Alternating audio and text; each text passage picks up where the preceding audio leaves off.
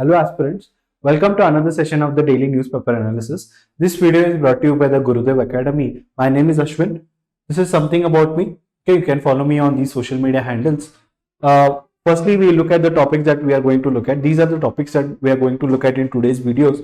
Firstly, we are looking at this editorial that has come up. The editorial talks here again, as I have mentioned in previous videos, we are celebrating the 75th anniversary of our Indian independence, and every day we are seeing the editorial talking about different aspects as well as different regions as well as different themes in a daily newspaper in the form of editorials, where they're looking at the previous achievements as well as what steps should be taken ahead in various subjects that they are discussing. So today we are discussing about the scientific India here, that is the science field.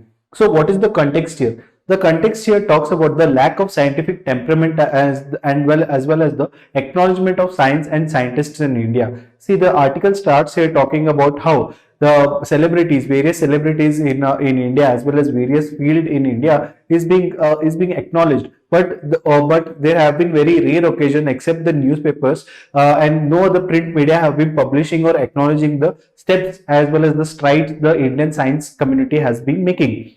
So when we look at what has been the current scenario is that the India has been making a lot of development. It has taken a lot of pride, as well as it is taking a lot of it has made a lot of achievements when it comes to molecular biology, when it comes to the field of your space science, when it comes to the field of your defense research. But still, okay, what the author is talking here is that since we have been making all these achievements, there has been a failure to propagate the scientific literacy. Okay, the scientific literacy, the scientific temperament has not been penetrating in our society, is what he has been saying here. He is not only talking about the society, he is also saying that it is not only the public that has not been able to witness this penetration of scientific temperament, it is also the scientists here. The parliament had made a amendment in the 42nd amendment and introduced a new fundamental rights. Under fundamental rights, it is under fundamental duty, it is a fundamental duty for every citizen of India to grow scientific temper. Even during the time of 1960s as well, 1960s and 70s, India made a lot of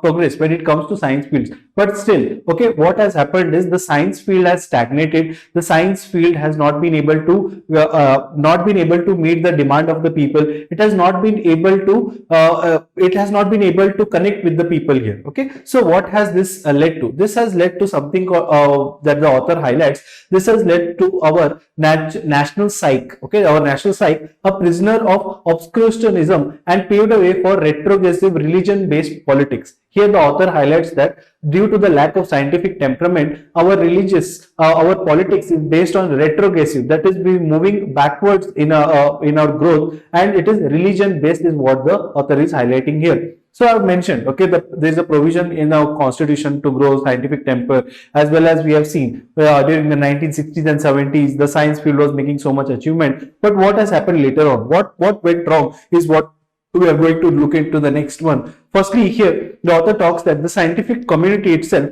has not been able to stand up when there has been a case of scientific demands, and the scientific community has not been active. Is what he's highlighting here. Here he has given the case of one of the famous scientist, that is your Pushpa Bhargava. See, Pushpa Bhargava has been very vocal when it came to your the inactivity of the scientific community here. Fine, he has written various articles when it comes to Hindu. He has even resigned from the three important science institutions of India, protesting against the lack of scientific temper as well as the inactivity of scientific community here. Okay, so when this type of a culture is being flourished here, that is why the science and the scientific temper is not growing, is what the author is highlighting. That is why he says that science will only flourish if the scientific temper is generated across the nation. He takes the example of the sports culture that is being generated now. The sports is flourishing, the sports culture is flourishing because of the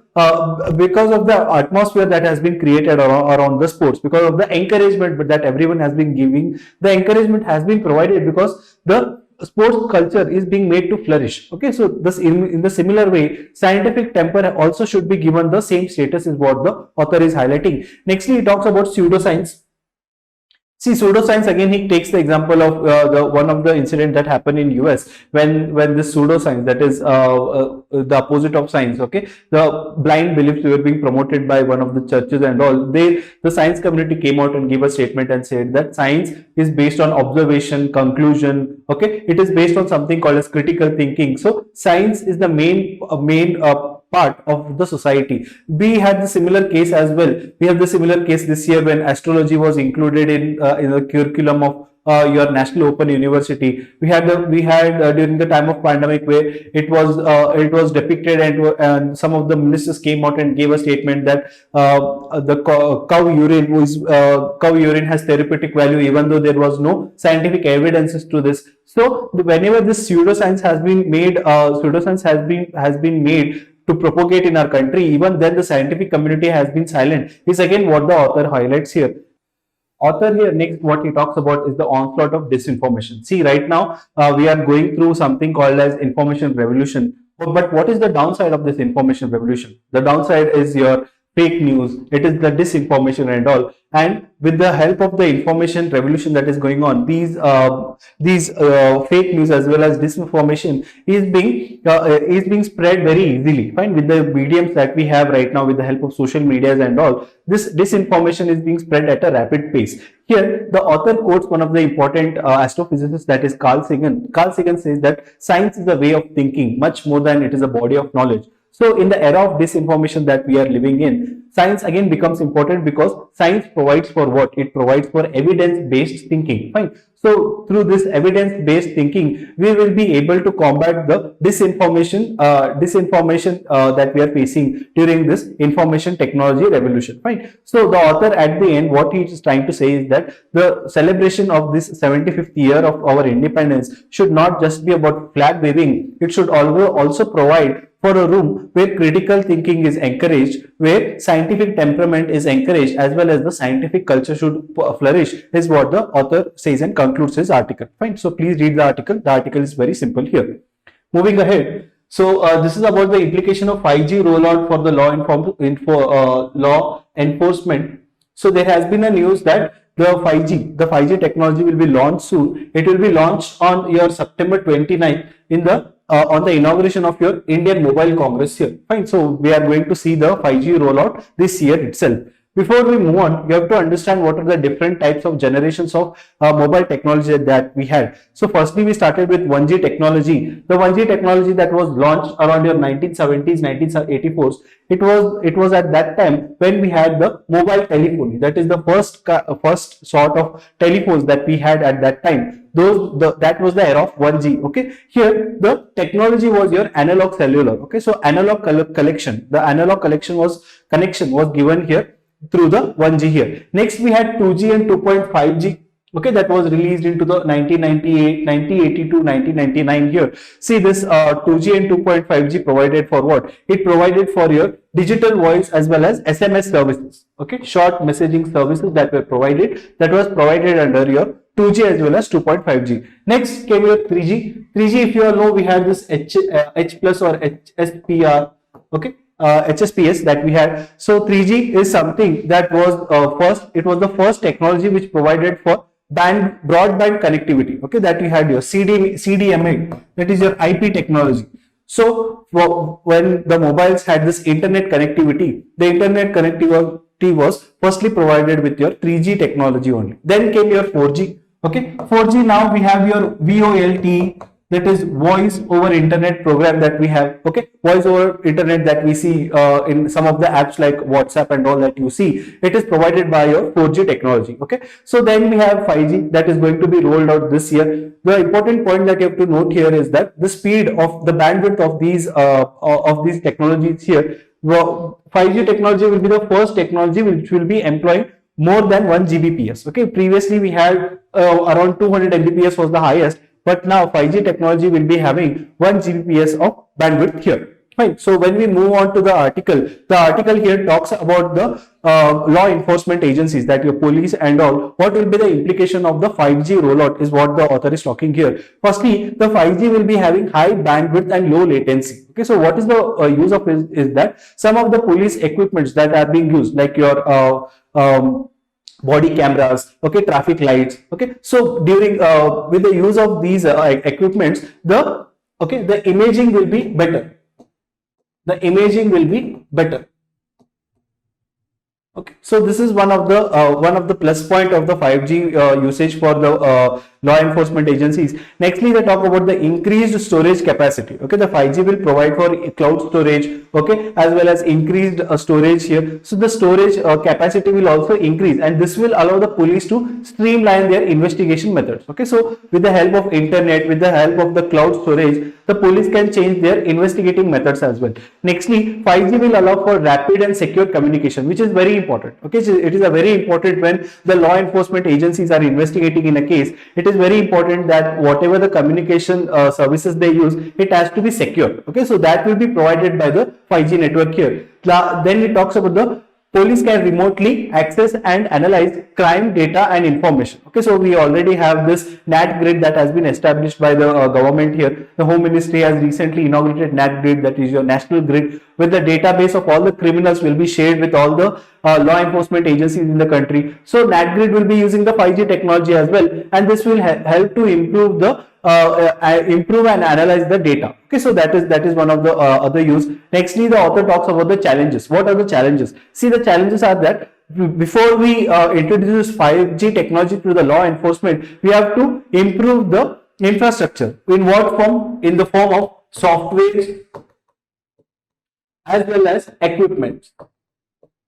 Okay, so the equipments have to be upgraded so that whenever the 5G will be offered, the law enforcement agencies will be capable of using them. Okay, so this is one of the challenge that has to be addressed, is what the author is talking here. Nextly, what are the concerns? The concerns, firstly, is talking about the cyber security. See, previously, whatever the software, whatever the technology that these law enforcement agencies were using, they were hardware based. But now 5G is what? 5G is providing for software based applications. Okay, software based usages and technology. So that is why it becomes very difficult for to maintain the cyber security. Okay, so this is one of the concerns that the author is highlighting. Secondly, the impact of rollout of 5G in India could have on crime and criminals. Okay, so here the author has given an example that some criminal can set up a 5G tower on his own home and access the servers of these law enforcement agencies. He can use the data that is present in these servers,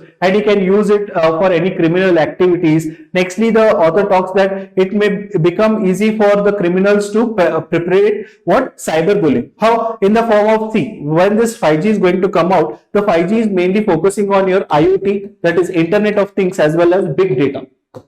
Okay, IoT, Internet of Things. For an example, you can switch on and switch off your light from using your mobile phones, even when you are not in home, using the Wi-Fi technology. Okay, so these are the main things that 5G technology is concentrating. One of the other things that is concentrating is your driverless cars. Okay, so when such things are being propagated and 5G being a software based technology, so here what the author is saying is that it may become easy for the criminals to perpetrate cyberbullying. Like the criminal here may sit in some location and he can cause an accident to this driverless car, and he can claim the insurance. And so these are some of the concerns that has been highlighted by the author. Lastly, he talks about the terrorists. Okay, terrorists could use 5G at the high speed. See, previously we have seen during the time of 26/11 as well. Before the 26/11 took place, the terrorists had come to the Mumbai, and they had in-person surveyed about all the important locations as well as where to attack and all. But with the use of 5G, which will provide for clearer imaging and all, as we have seen in the first point, it provides for a clearer images. So in this time, the terrorists do not need to visit any location. They can just plan sitting in their own location as well. Okay, so this is another thing that has been highlighted. So what are the measures to be taken? So firstly, the measures that should be taken is the law enforcement agencies should have the capacity building. Okay, capacity building in terms of what? The training. Okay, training programs focus on crimes to be developed. So whatever training programs are being given for these law enforcement agencies, they have to, from now on, they have to be upgraded, and they have to concentrate on the crimes that can be made using this, that can be committed, sorry, using the 5G technology. Then the police needs to be trained that they recognize 5G enabled crimes. Again, the same point. Next, the government and telecom companies could think of setting up 5G crime monitoring task force. Okay, so this is one of the point, that the government as well as the 5G providers, they can set up something called as 5G crime monitoring task force. Okay. Next, creating regulations that make it crime for people to use 5G technology to commit crimes. So we are under our different IPC sections as well as CRPC sections. Now that the 5G will be rolling out, it has to be made, some of the provisions have to be changed in these IPC as well as CRPC, so that whatever the crimes are committed using the 5G technologies, they are being properly regulated as well as they are being punished. Okay. Lastly, they talk about law enforcement agencies will have to evolve strategies to identify victims of 5G crime, locate them and take actions. Okay, so these are some of the points that have been highlighted. Now that the 5G technology will be rolled out in few days, you will be having articles regularly which will be focusing on different areas. Like we'll be having articles where it will highlight what will be the benefit of 5G in agriculture or economy or security that we are seeing here. Okay, so please make a note of all the important articles that are going to be appearing in the coming days. Okay.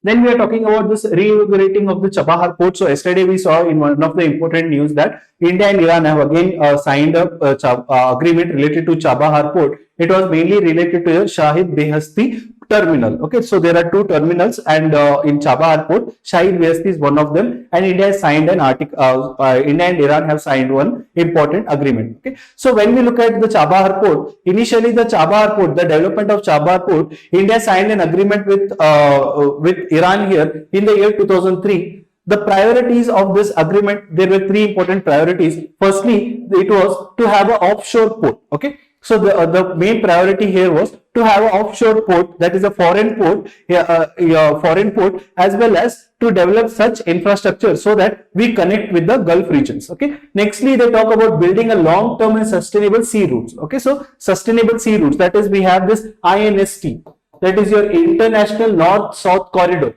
that was going to connect Mumbai, okay, Mumbai through Chahbahar to Moscow.